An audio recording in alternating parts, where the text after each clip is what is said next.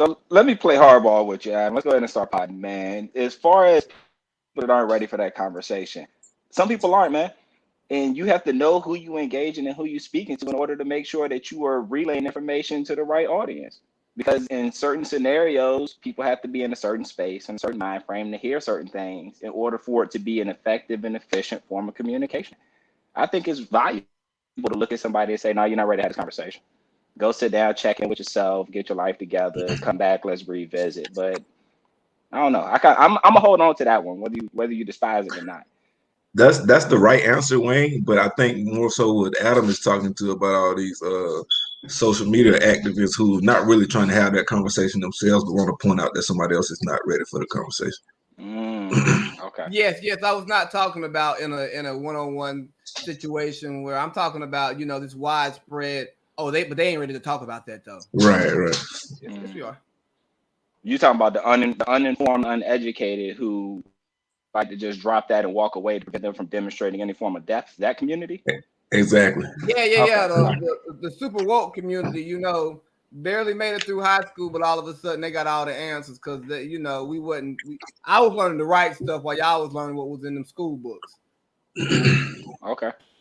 Yeah, I think when people say, "Oh, but you're not ready for that conversation," sometimes I want to flip it and say, "No, you're not ready because you haven't researched it yet. You don't know what you're talking about. That's why you're saying that. Because you can't tell me what I'm ready for. You have no idea. You're scared that when you say what you're thinking that you know, that I'm going to come back with something because I actually know what I'm talking about." That deflect. And along those lines, because I don't have the conversation with you, don't mean I ain't ready for it. Maybe it's not worth my time to have that conversation with you. Because, like you said, you're not ready for it. Okay. So, how do you propose they fill in that gap, Adam? They want to make something known, but they don't want to embarrass themselves on their platform. How do you propose they fill that gap in, man? So I learned something a long time ago. Uh-oh. It was when you're doing a presentation, if you don't know what something is, don't use it in your presentation. If you're going to use an acronym, make sure you know what the acronym means, because sometimes you may have to shorten the acronym for the space of your PowerPoint, right? And use it instead of presenting a full word just for the optics. And I was always taught, don't bring up information that you can't intelligently speak about. So if I don't know about something, I'm not going to act as if I know about it. That's my advice to them. Okay. But what do I know? So I have a perspective to offer to this that's a little different than the way we've been going. Because the place where I usually see they not ready for that conversation these days is Black people referencing white people and issues of injustice in the Black community. There's a lot of, I don't see as much, y'all not ready for that conversation. Well, I see it in Black people referencing white people and social justice, and I see it in men referencing women in conversations about women's behaviors. Men often saying to women, y'all not ready for that conversation. So I think it's interesting the male agreement to the perspective that's being offered by Wayne Chu and also Kariki. But specifically because you two guys brought that perspective as well, that sometimes the people who are saying they're not ready for the conversation really are the ones that ain't ready. That's interesting when considering men frequently saying that to women in social media space. These memes that are like, y'all, y'all women say one thing and do another, but y'all not ready for that conversation. I don't know. It's pretty recurring. So what do you, like, how do you deal with that? What do you say to your own male community in that regard?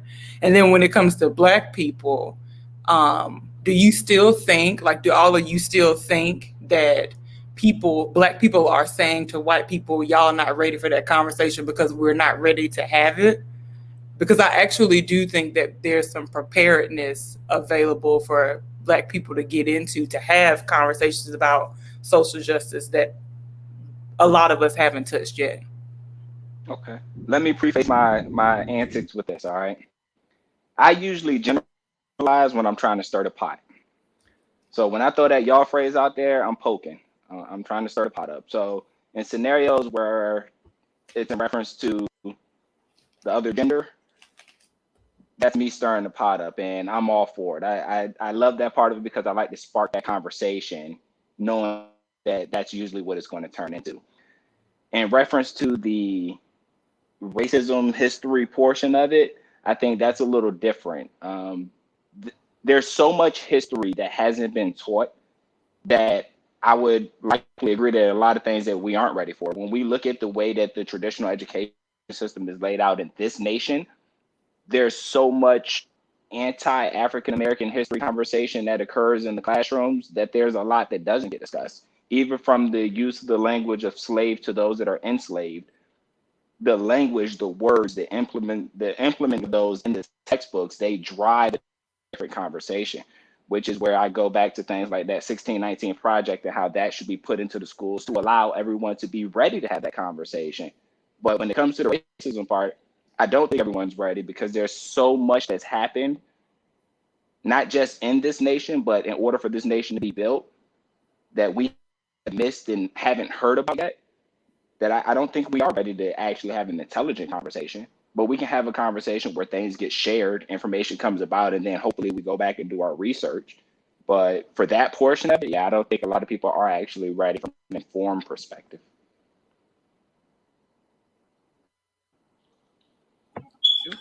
Yeah, I agree with all of that. And then also with just to answer your question, Candace, I don't, and kind of like what Wayne said, if I use that y'all phrase, I don't do it on a public platform anyway because I don't care about everybody's response. So I'm gonna use it with people that I'm trying to have a conversation with. So yeah, in our group chat, we'll bring up something like that all the time, stirring the pot, but we're having a conversation about it. But I'm not going. I don't care to. I don't speak generally out there like that anyway, unless I'm really trying to have that conversation. And I think dudes who say that are suckers anyways. So I'm usually making fun of them if I'm putting that in any type of group chat discussion thing because it's like, bruh, people that have whatever conversation you have with them. I'm someone who likes to talk. If you want to have a particular conversation with a person, you can have that conversation as long as you present it in a way that makes that person open enough to receiving what it is that you're saying. But yeah, to that race conversation, yeah, a lot of people aren't ready to have that race conversation because you don't know what the backlash is going to be because we're often comfortable living in a place of ignorance of we don't talk religion, we don't talk politics. Why? Because we may find out somebody that we have to be around, somebody that we thought that we like, somebody that we thought that we love thinks differently of us or our people than what's presented to us. So we try to live in this place of blissful ignorance of I've known you forever, or you're my boss, or you're my coworker, and I don't want to really know how you feel about these hot button issues because you may not feel the right way towards them or the way that makes me now feel comfortable being around you, even though your feelings may not actually affect what we do with each other day to day. And you're afraid of that unknown. So yeah, people are on the same side saying, hey, you're not ready to have that conversation. You may be right, they're not, but you're not ready to have it either. Can we invoke a name drop in this one real quick? If you're dropping the name, you can drop whatever name you want. Hey, I appreciate it. So we go back to not too long ago in our recent American history where the artist known as Kanye went public with the statement slavery was a choice, right? Mm-hmm. Dude caught all sorts of hell. The challenge that I have with his conversation is the lack of detail he gave. But there were some people that chose, instead of to be enslaved, they chose to walk off of ships. They chose to walk into water and end their own lives instead of finding themselves to be in a position where they are enslaved. When it's presented that way, his statement has some value. It has some logic to it because there were people that absolutely chose to not live versus being enslaved. But when we have conversations like this, we have to really be willing to dig in and push to have that conversation public, to allow people to be in a position where they can do some research, to dig in and understand the history of where they're coming from. And then they will hear about the water walkers of that era that made that life choice, or that choice to not live under those conditions. But that conversation requires a feeling of vulnerability, right? And in the society that we live in, with being people afraid of being canceled, which cancel culture is fake for the most part. If you're good, you're good.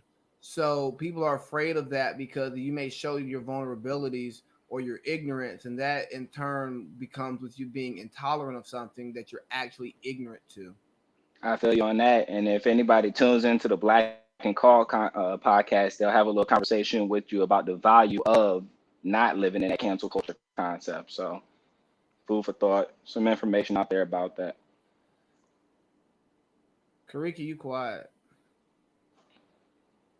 What I was going to say, on the flip side is there are some of us who are not us Black people who are not, we don't have, how can I say this? Not that you need to be calm, but we don't know how to have an intelligent conversation when it comes to race relations in this country because our feelings are involved. And sometimes people can't hear you. They can't hear anything that you're saying because of how you present it. I know for me personally, a portion of my life, I didn't grow up in this country. So there's a lot of things that I don't know, and I'd have to read about it in order to have an intelligent conversation with a white person about my feelings about how we're treated in this country. And then there's a portion of Black people who feel like I shouldn't have anything to say because I'm first generation American. So, that's a whole thing too.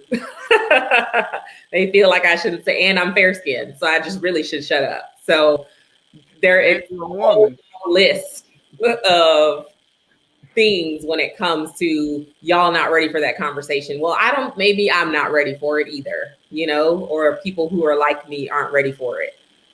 I'm not the ambassador for that talk because of being first gen and being fair skinned, according to a lot of Black people in America. So I ain't ready. So they ain't ready. There's a lot of stupid Black people in America, so they you can feel however you feel, and I think that our backgrounds, our different backgrounds can put us in different places to have certain conversations. But do your homework, if you do your homework, I think that anyone can add value to any conversation. It's like the idea of, oh, well, you didn't play this game. How can you write about it? How can you coach it? You can still have an understanding of what's happening and a different perspective, even from the perspective of the person who lives that life, which may amplify some things that people who are actually in that struggle, who come from that different background, can understand. Yeah, I agree with that 100%. And just because someone may be first generation Black in America, who am I to tell you that your experience isn't value, and or you don't have enough experience to talk about this or to be on this platform? You know. Yeah. That and the idea of the issues that we deal with in this nation aren't exclusive to this nation. They are absolute. The common denominator in the issues that are being addressed are highly in reference to our melanin levels, period. So for those of us that, regardless of whether we grew up in the UK, whether we grew up in the US, whether we came up on the islands, it's always a melanin related issue. However, we want to divide it. We want to break it down. We want to put it into various sects in order to make it more of a, you can't speak on this because you don't know my struggles conversation, where in reality, the issue isn't about where you're from. It's 100% about what you look like. But go for it. Feel free to make it a where you're from conversation, so that way we can continue to stand in a divided manner, that we can't come together and actually have a powerful conversation and be heard collectively and go forward and make some type of progress in this. I would encourage those that try to take it and break it down to those little things to just cut it out. Yeah, because who's winning, right? Who's fighting to figure out who's more oppressed? Because when they see us, we all look the same. And so, and I would like to say I've had some of the same experiences as my friends who were born here, getting pulled over and, talked to a certain way or followed in the store just like everybody else. Nobody knows I'm first gen when those things happen. So yeah. And it does divide us. Like, why are we fighting to figure out who's more oppressed? We all oppressed. Bingo. Come together, let's grow, let's progress. That's my question. Were you in the store stealing when they was following you? Why? Sometimes they follow you and you're actually stealing and you need to be followed. I may have thought about stealing, but I ain't never stolen anything before. And then trying to get her in a public arena. You know what I'm saying? You've lied now? Is that how you live? Hold on, no. I knew that she would have the elegance and grace not to admit to stealing, even if she never was steal stealing. anything. No, Yeah, like, come on, guys. You think I was associated with thieves, Candace? That man said, I knew she would have the elegance and grace not to admit to stealing, is what he said. I also don't lie, so, I've never stolen anything in my life. Exactly. I don't associate with lies and thieves. Hey, you a lie right now because you're on the hook with at least one. I don't know any lies and thieves.